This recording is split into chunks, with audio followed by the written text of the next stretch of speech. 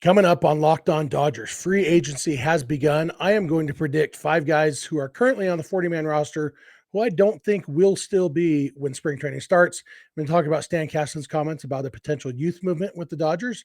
And the World Series is over.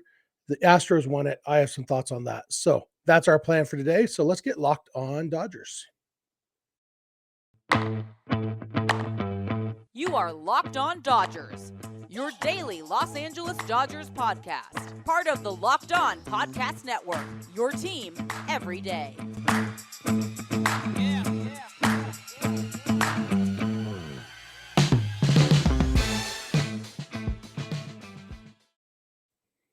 Hello, Dodger fans. This is Locked On Dodgers, part of the Locked On Podcast Network, your team every day. Thank you for making Locked On Dodgers your first listen every weekday morning. Remember, this show is free and available on all podcast platforms and on YouTube simply by searching for Locked On Dodgers. Or even better, go ahead and subscribe wherever you're watching or listening right now, and then you will never miss a day because you know we're not going to. If this is your first time watching or listening, I am Jeff Snider. My co-host is Vince Samperio. It is just me for one more night. Vince, as I mentioned, he was covering the World Series for his day job. He was in Houston, and since there was a chance that the World Series could have gone 7 games into Sunday, his flight isn't until this morning, Monday morning. And so one more day of just me, and then hopefully Vince and I will be back together, although maybe I'll make him do a couple solo episodes sometime in the near future. But hopefully Vince and me back together tomorrow. Vince and I are both lifelong Dodger fans, just like you are. We've also both spent time covering the Dodgers in the press box and the locker room. So we're not quite insiders, but we bring you the smart fans perspective on our boys in blue every weekday morning. And with that said, let's get started. Free agency has started because the World Series ended on Saturday. Free agency started on Sunday. It kind of doesn't start until Thursday because right now, anybody who hits free agency can only negotiate with their own team right now. They can talk to other teams, but they can't talk actual contract terms until Thursday. So it's kind of an exclusive negotiating window for the first 5 days or so of free agency. And so right now, Clayton Kershaw is not a Dodger. If he signs a contract in the next 4 days, it will be with the Dodgers. Hopefully, I hope that happens. The Dodgers also have until Thursday to decide on picking up team options on some guys. And so there's like 5 guys, I think, with team options. We're actually going to talk about a couple of those here in a second. So yeah, free agency has started, and it's an interesting time to be a Dodger fan because I really do think the Dodgers are going to be more active this postseason than they've been in most, just because they have spots on the roster. Some of those spots may be filled internally. I'm going to talk about that in the second segment. Some comments from Stan Kasten, but I think they will be active on the free agent and trade markets. So I wanted to start just by, well, first I have to acknowledge I made a mistake last week. I was talking about the roster and free agency and everything. Basically, I was talking about the roster crunch that's coming up. And I said the Dodgers had 9 free agents. They actually have 10. I had missed Chris Martin. So they currently have 36 guys on their 40-man roster and 10 free agents. I would be happy to have Chris Martin back. For some reason, my brain skipped over him when I was looking at their 40-man roster. I missed him as a free agent. I don't think it changed the substance of anything I said, but, I did want to correct myself on that. I don't always correct my mistakes. I make too many mistakes. I'm kind of a dummy, but here we are. So I'm not really that dumb. I kind of know my Dodgers pretty well. So I wanted to just predict 5 guys who are currently on the 40-man roster. I mentioned there's 36 guys on the 40-man roster. I want to predict 5 of those people who I do not think will be on the 40-man roster when spring training starts. And they kind of fall into 3 different categories. So I'm going to start with 2 guys who I believe the Dodgers will decline their options this week. One of those is Danny Duffy. I feel like Danny Duffy is a no-brainer to decline the option. It's a $7 or $8 million, somewhere around there. They've already paid Danny Duffy quite a bit of money to not pitch for them. It's hard to picture them picking up an option to pay him more money when they have no idea if he will pitch for them. Now, with that said, I do think there's a decent chance that Danny Duffy stays in the organization. I wouldn't be surprised if they decline the option and then sign him to a minor league deal, which would protect them in case he doesn't get healthy, isn't ready. It's easy enough in spring. Oh, you pitched well in spring. We want you on the roster. Okay, we'll make room on the 40-man roster at this point. Danny Duffy said that he grew up a Dodger fan. It was his dream to pitch for the Dodgers. If that's still the case, he'd probably be open to a minor league deal. So my best guess, that could be wrong, but my best guess is the Dodgers decline Duffy's option, sign him to a minor league deal, which would mean he won't be on the 40-man roster. The other person I think they will decline the option on and not re-sign him is Hanser Alberto. And it's sad to say, Hanser, he brings personality, fun, a lot of different things. What he didn't bring was good baseball playing. His most valuable contributions on the field were as a relief pitcher and saving bullpen arms in blowout games. He did that 10 times through a total of 11 innings. I don't think that's worth a roster spot. And he's got to do something. And they brought him in to be a lefty masher. He did not mash lefties. And so obviously they know him better than I do. They may think there's something there that he can get back to his lefty mashing ways, in which case they might pick up the option. But if they don't, it wasn't just 2022. His performance against lefties went down in 2021 also. He was great against lefties in 2019 and 2020. 2021, it got worse. 2022, it got even worse than that. And so if he's not hitting lefties, his defense, he has versatility, but not a ton of versatility. It's like, okay, you can play a few infield spots. I don't think he brings anything versatility-wise that Chris Taylor doesn't bring. So I have a hard time seeing them bringing back Hanser Alberto. I think roster spots are too valuable. And we saw in the postseason that he wasn't on the postseason roster, which means they don't really have a role for him when the games matter. And as I'm going to talk about in the second segment, they've got some young guys knocking on the door. So I think Hanser Alberto will also have his option declined. And then the next category is two guys I believe will probably be traded. And the first one of those, Trace Thompson. Seems weird. Trace was a great story this year. They brought him in. He filled a need when Mookie Betts was hurt, filled it so well that they kept him around the rest of the year and even into the postseason. But if you actually look at his underlying performance, he did have some big hits, but he was very streaky, and he had the highest strikeout rate on the team for anybody not named Joey Gallo. And I just don't feel like what he brings to the table. I feel like they'll probably sell high on Trace. Oh, Trace has reestablished himself. He's a big league player now, and I think they'll trade him for whatever value they can get for him rather than bringing him back. I love Trace as a person. I enjoyed watching him as a player.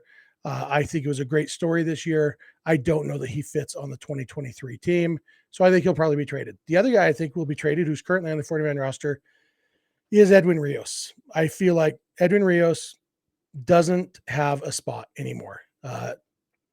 He's basically a first baseman. He's played some left field and some third base. I don't think he will ever be good enough defensively to play anywhere other than first base.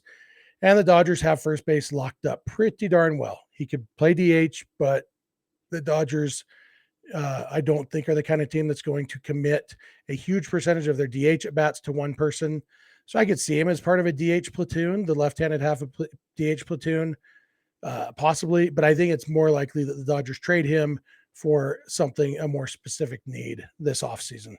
And then finally, my fifth person who is currently on the 40-man roster, who I don't think will be, falls into his own category. That's Yorbit Vivas. The Dodgers added him to the 40-man roster last offseason to protect him from the Rule 5 draft, which ended up not even happening. They didn't have the Rule 5 draft. If the Dodgers had known that was going to happen, Vivas would not be on the 40-man roster now. Now they'd be having to decide this year whether or not to put him on the 40-man roster to protect him. And I don't think they would. He hasn't played above high A. He hit decently in the Arizona Fall League, but in high A with Great Lakes, he had a 775 OPS. He's just kind of a middling player. He's still young. He's not quite 22 years old. He'll be 22 in spring training. But I think they can DFA him, sneak him through waivers, keep him in the organization. I don't think he'll be taken in the Rule 5 draft if they do that. So I think they could keep him in the organization without keeping him on the 40-man roster. So my best guess is that's what they're going to do. So that's my 5 guesses for guys who won't be on. There's probably quite a few more than that. There's other guys who are trade options, which we've talked about in the past. Some non options picked up, whatever. So, but those are 5 who I'm willing to put by name in a podcast. So I'm going to come back in a minute and I'm going to talk about Stan Kasten's comments about a potential youth movement in LA. So thank you for making Locked On Dodgers your first listen every weekday morning, and please keep it Locked On Dodgers. BetOnline.net is your number one source for betting football and the start of the new basketball season. Find all the latest player developments, team matchups, news, podcasts, and in-depth analysis on every game. And as always, BetOnline remains your continued source for all your sports wagering information, with live betting and up-to-the-minute scores for every sport out there. The fastest and easiest way to check in on all your favorite games and events, including MLB, MMA, boxing, and golf. Head to the website today or use your mobile device to learn more. Bet Online, where the game starts. All right, I am back. I want to thank you again for making Locked On Dodgers your first listen every weekday morning. It really does mean a lot to us. We love hearing from you. If you're watching on YouTube, we'd love to hear from you in the comments, on the YouTube comment section. We've gotten a lot of really good comments the last several episodes. You guys, I appreciate all your listens on the Yasiel Puig episode on Thursday. And it seems like a lot of you stuck around, maybe some new viewers, because we had a decent number of views on Friday's episode too. A lot of listens on the podcast too. It does mean a lot to us. If you're listening and not watching on YouTube, we'd love to hear from you through social media or email or whatever. I'll give you all the contact info at the end of the episode, like I always do. But we would love to hear from you. Next thing I want to talk about, Stan Kasten made some comments that basically, I'm not going to read the exact quote. It was, it's just a short quote, but basically he said, kind of reiterated what Andrew Friedman had said in his postseason press conference. Basically, he said they have quite a few minor leaguers who are knocking on the door of the big leagues. And in the past, they have given those guys opportunities to come up, and that's how they've sustained their winning team. And he said it's probably time to do some of that again. And I thought it was an interesting comment just because it's so hard to figure out how much of a youth movement the Dodgers might commit to. If you think back in previous years, it was often one per year. During this stretch, you had Jock Peterson in 2015, Corey Seager in 2016, Cody Bellinger 2017, Walker Buehler after that. It's kind of, they've never really done a full youth movement. They've sprinkled in the youth. And now with their roster the way it is and the number of prospects they have, there is a possibility. I mean, if they wanted to, they could go full youth movement. They could, dump Bellinger and go with Outman in center, go with Miguel Vargas in left, go with Edwin Rios at third base, or Vargas at third, options there. They could stick with Trace Thompson, who's not getting paid very much, and they could go with Michael Busch at second, Gavin Lux at shortstop, and, kind of really commit to, and then they could go with Bobby Miller and Gavin Stone in the starting rotation to go along with Julio and Dustin May and Tony Gonsolin. I don't think they're going to go that extreme on this youth movement. I think that they are going to give some guys some chances. I have a hard time seeing them committing to Gavin Lux as their starting shortstop. I think either they go after a guy in free agency or they go after somebody in a trade, somebody less expensive. We talked last week, I think, about the possibility of Willy Adames from the Brewers. The more I think about that idea, the more I kind of like it. And it's not just the money. I've said this before. It's not our money. The Dodgers aren't going to lower ticket prices if they don't sign Trey Turner. They're not going to lower the price of your Michelada. Nothing's going to be cheaper. The Dodgers prices have nothing to do with their payroll. They charge a lot of money because they can, because people keep paying it. I don't know if I'd mentioned this on the podcast. I'm not a Dodger season ticket holder anymore. 2022 was my last year, at least for now, as a season ticket holder. I'm a little bummed about that, but yeah. So the Dodgers prices aren't going to go down. It's not our money. The concern I have about Trey Turner is predictions are out there that he's going to get a 9-year deal. The Dodgers aren't going to give him that 9-year deal. And it's not just money, it's roster spots. You giving that many long-term deals. They already have Freddie Freeman for 5 more years. They have Mookie Betts for 9 more years. It's I'm not totally sure that they want to commit another, maybe 10 more years for Mookie. 20. Yeah, it might be 10 more years still. I don't think they're going to commit that long to Trey. I think if Trey Turner stays with the Dodgers, it's going to be on a shorter deal, 4 or 5 years for more money per year than other teams are offering. And I don't know if Trey Turner, if that's what he's looking for. So I don't think they're going to go all out on any of the free agent shortstops. I think they might offer that same kind of deal to Carlos Correa. Uh, Fewer years, bigger money. But I think Correa took that last year, and I think he's going to be looking for a longer deal this year. So I think a guy like Willy Adames might make more sense. Somebody who is under team control, doesn't cost a ton, and isn't a long-term commitment. Uh, Beyond that, it's like, I don't know about James Outman as the center fielder. I'd actually be more likely to see him in left field as a starting left fielder with Cody Bellinger still in center. Uh, Outman, it's going to be an interesting thing because he wasn't even a top prospect until pretty recently. He was organizational depth for the most part, and he's turned himself into a good hitter. He was always a good fielder, but he wasn't a good hitter, really. Wasn't good enough hitter to be a top prospect, and he's turned himself into that. But even in the minor leagues this year, his strikeout rate was roughly the same as Cody Bellinger's was in the major leagues, and minor league pitchers aren't as good as major league pitchers. And so it's I think people got enamored with Outman with his hot start, but he struck out even his time in the big leagues more than half the time. His career BABIP is still 1,000. Every time he's put the ball in play, it's been a hit. Every time he's gotten out, it's been a strikeout. And so it's I don't know. I'm not as convinced as some people are that Outman is a long-term solution.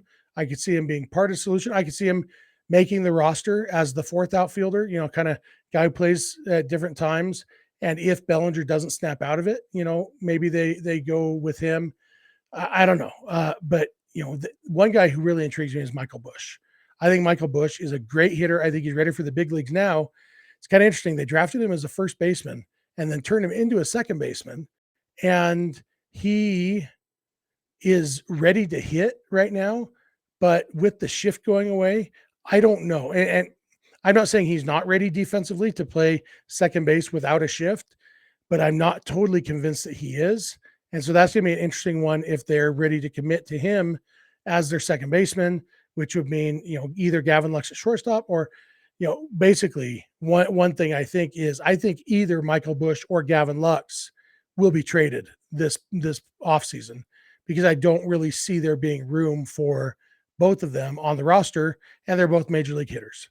So I would guess that one of them might be traded, and I'm not sure which one I would guess it would be. But it could be either of them. And then, Miguel Vargas, I think, is ready to be in the big leagues. His bat is ready. His glove is as ready as it's going to get probably, which isn't very ready, but I talked about Edwin Rios as a likely trade candidate. I think it would be fun if they went with, hey, you know what? Our DH is Edwin Rios and Miguel Vargas. I don't think they're going to do that because I think Vargas can hit well enough that he doesn't need to be in a platoon situation. I wouldn't even hate the idea of them just going with Vargas is our DH.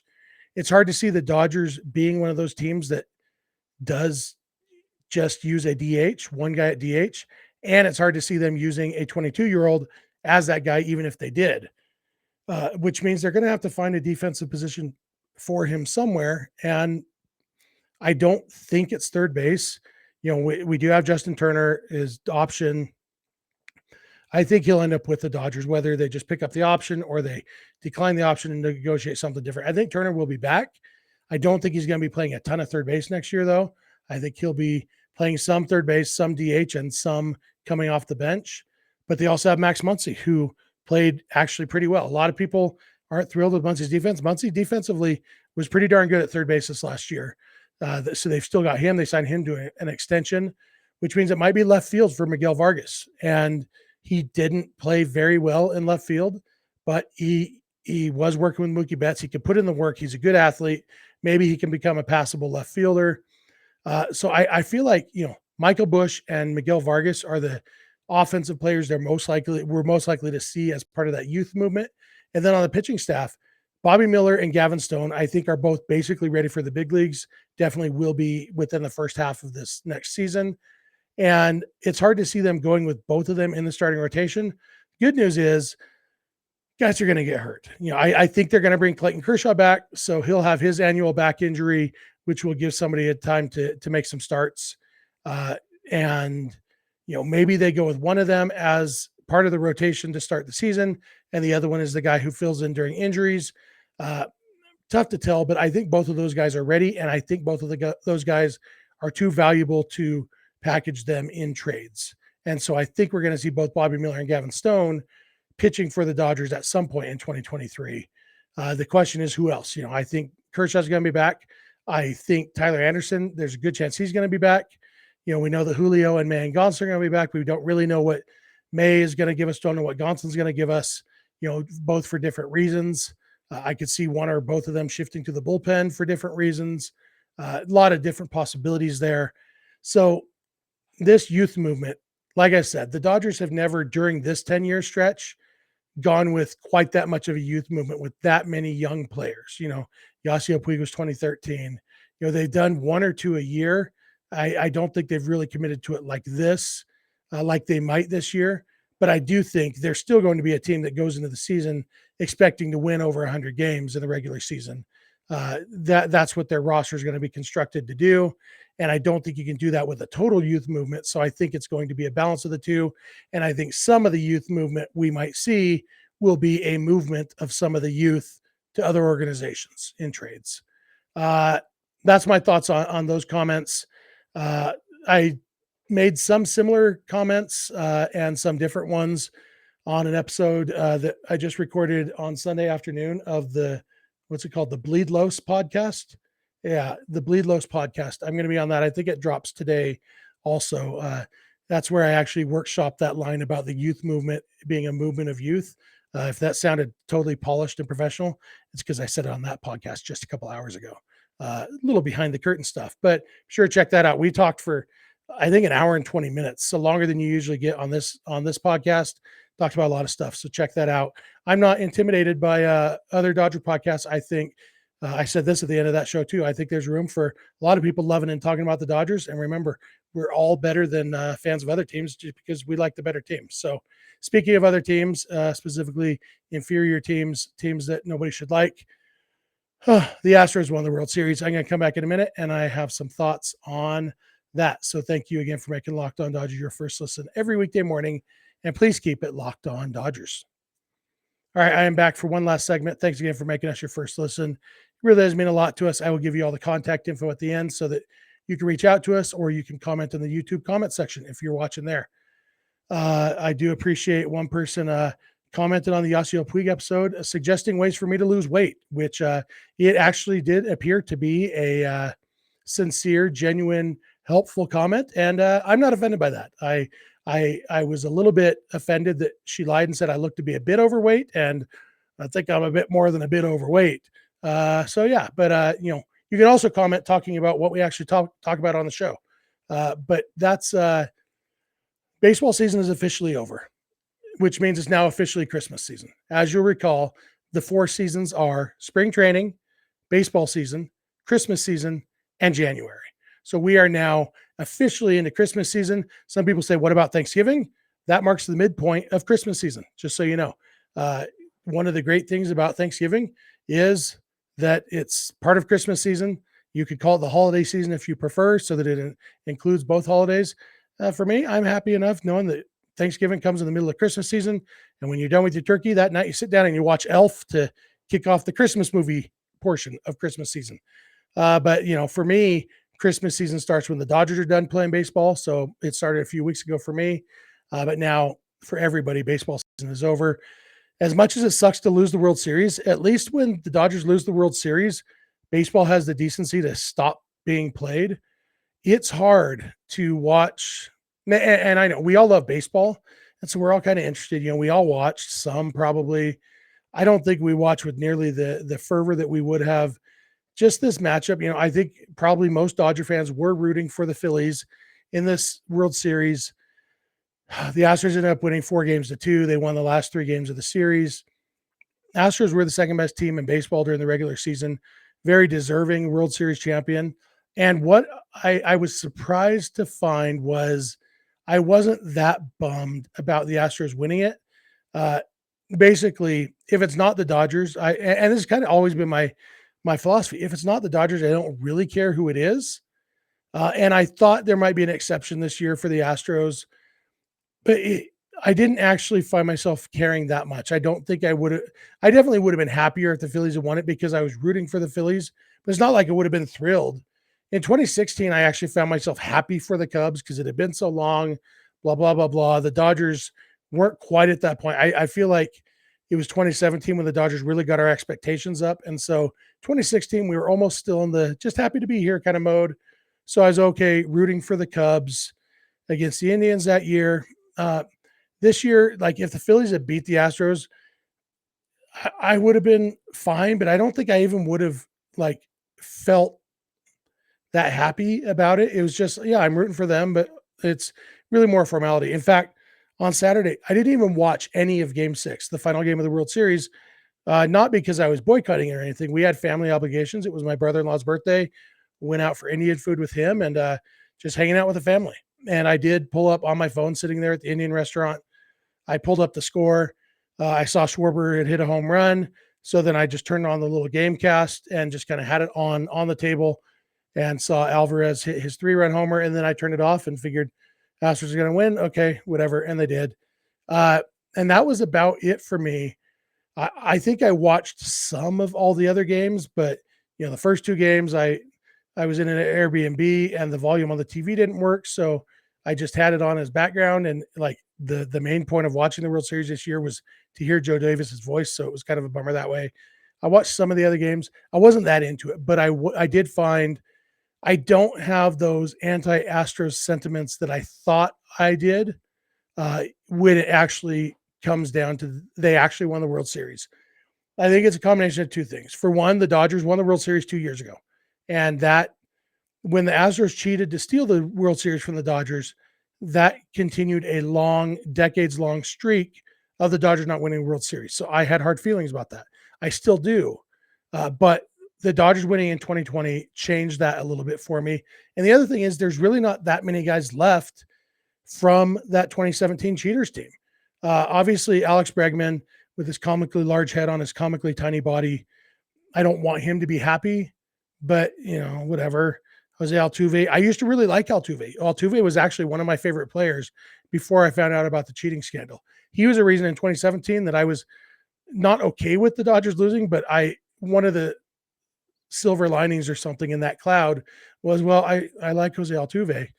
I don't have those feelings anymore for him because he was a team leader on a team that cheated. And even if he personally didn't participate in the cheating as much as some of the others, I feel like the team leader should have been the guy to put a stop to that. So, but I don't have strong feelings about him.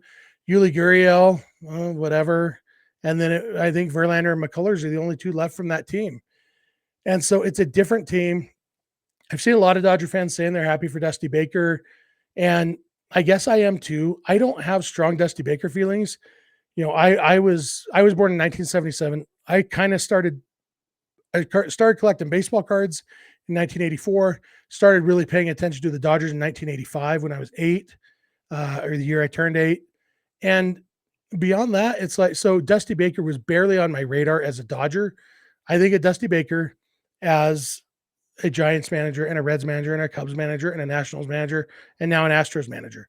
And, so yeah, I guess I'm happy for him. I don't really care. And I know there's people just a couple years older than me. Dusty Baker is one of their favorite players, and I get why they're happy for him. I don't have that connection.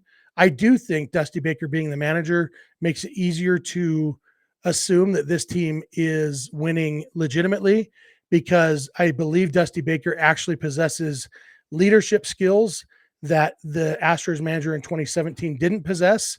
I think AJ Hinch, it's baffling to me that he has a job in baseball still because his lack of leadership skills during that whole cheating scandal was just baffling to me and just so overwhelmingly this guy doesn't have what it takes to be a leader.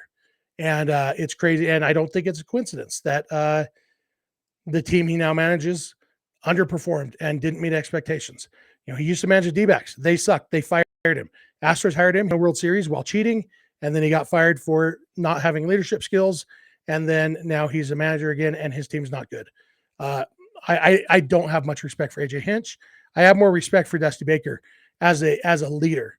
I actually don't think Dusty's a great manager. but I have more respect for him as a leader, and I know he wouldn't put up with the cheating that AJ Hinch allowed to happen. So it's easier to think, okay, this one's legitimate. Probably they probably didn't cheat, so that's good. And beyond that, it's like, okay, yeah, I love baseball. I'm looking forward to spring training. Uh, I, Beyond that, I don't know. I feel like I should have cared more, and I just didn't. But I think I was pleasantly surprised that my feelings weren't more negative about the Astros winning it, because I don't like hating anybody. Honestly, I don't like disliking baseball or baseball teams. And obviously the Giants and Dodgers have a rivalry, but it's like respect. Like when we say we hate the Giants, it's like I can't wait to watch the Dodgers play the Giants because I hate those guys. For me, with the Astros, it was always I don't even I haven't gone to any of the Dodgers Astros games at Dodger Stadium because I don't want to be in that environment. I don't like the anger. And that's why it's different, the feelings towards the Astros. So I think I was pleasantly surprised that I didn't feel that anymore. I still have a hard time with the individual players who cheated. And obviously, my rant about AJ Hinch a minute ago, I still have strong feelings about him. But the Astros as an organization, they're mostly back to just being another team. And their fans are a different story. I was kind of glad I didn't watch because I didn't want to see their fans be happy. That's how I felt about the Braves in the '90s too. My issue is much more with their fans than with the team. But yeah, so anyway, those are my thoughts on that. Baseball season is over. Christmas season has started. Why don't you tell me your favorite Christmas song? And not just a song, but like a version. Who sings it? Two that I really love right now: "Old Toy Trains" by Roger Miller, and what was the other one that I just realized? Oh, "Candy Cane Christmas" by Darius Rucker. Yeah, he used to be the lead singer of Hootie and the Blowfish. So good. I really like country music, and country Christmas is one of my favorite things. I'm also a big fan of "Christmas Time All Over the World" by Tim McGraw. I would love to hear some of your favorite Christmas songs so I can check them out and maybe add them to my playlist. I've been listening to Christmas music, and I am going to continue doing it because it is Christmas season. So happy Christmas season to all of you. It's also Dodger podcast season. We are going to continue being with you every freaking weekday morning because that's what we do. We've been doing this podcast 5 days a week since March 25th, 2019, and we have never missed a day. Some weeks we've even given you 6 episodes, but it's always been at least 5. And I hope you appreciate it because we really enjoy doing it and we love hearing from you. So thanks for making us your first listen. And now for your second listen, check out the Locked On Sports Today podcast. From the games that matter the most to the biggest stories in sports, go beyond the scoreboard and behind the scenes with local experts and insights only Locked On can provide. Locked On Sports Today, available on the Odyssey app, YouTube, and wherever you get podcasts. If you're not watching or listening to Locked On Dodgers every day, we'd love if you had 1 or 2 days a month to your rotation. If you have friends or family who love the Dodgers as much as you do, please tell them about the show. You can follow us on Twitter and Instagram at Locked On Dodgers. Vince is on Twitter at Vince Samperio. I am on Twitter at Snydog, and the DMs are open in all of those places.